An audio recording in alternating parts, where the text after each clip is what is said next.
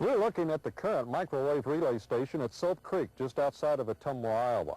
There used to be a lot more to it than you're looking at right now. We had a larger building, but something very interesting happened here, and we sure hope it doesn't happen again. Kenny Lewis, a former engineer, will tell you more about it. My working day started at 5 a.m. in the morning.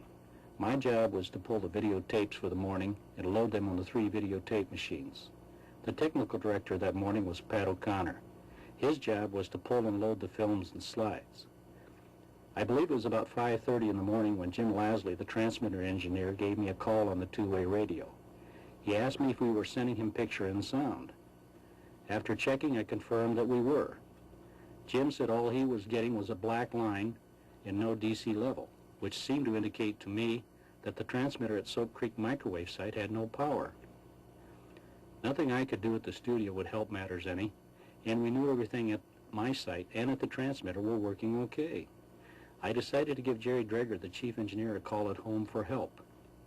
I told Jerry all the information I had over the phone, and he said most likely it was Soap Creek and he would give it a check. I continued setting up for the day and waited for Jerry to give me a call that everything was working and ready to go. Well, I just expected some minor problem of some sort, but you imagine my shock when I come up over the hill to the transmitter site, and all that was left there was a tower and a wisp of smoke where the building stood. Well, I promptly retraced my steps to the first available telephone and called the transmitter site saying that there'd be a while before we had any signals because the building had burned down. Well, we got our crew together and we rushed a 2-inch videotape machine down to Lancaster, and we was shuttling with Gary Cunningham driving the trucks and other members of the crew. We ran local programming for about, I guess, 12, 14 days, or maybe even more, down to the studio at the transmitter site.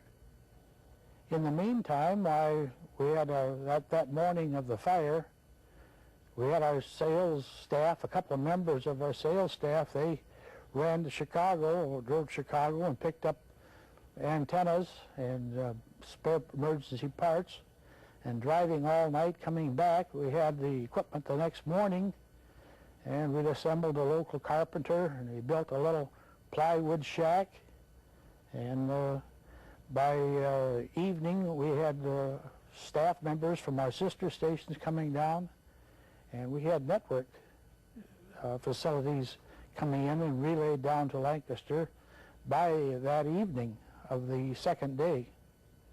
But it was, like I say, 12, 14 days or longer before we had any programming out of Ottumwa. The newscasts, I remember Gary waiting till the last possible moment, taking our news stories from Ottumwa and dashing them down to the transmitter site to get them on the air.